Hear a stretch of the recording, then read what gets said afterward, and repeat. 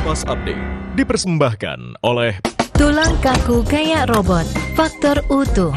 Minum Entrasol. Anda menyaksikan Kompas Update bersama dengan saya Arizona Gali. Saudara, Komisi Pemberantasan Korupsi menggeledah rumah tersangka korupsi mantan Direktur Alat dan Mesin Pertanian Kementerian Pertanian Muhammad Atta di Kota Parepare, Sulawesi Selatan. Penggeledahan rumah anak buah mantan Menteri Pertanian Syahrul Yassin Limpo oleh KPK ini disaksikan camat dan lurah setempat.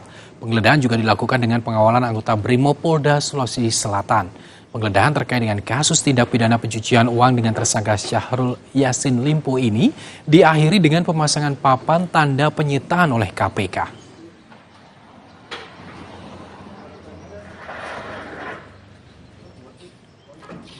Demikian Kompas Update, saya Arizona Gali, sampai jumpa.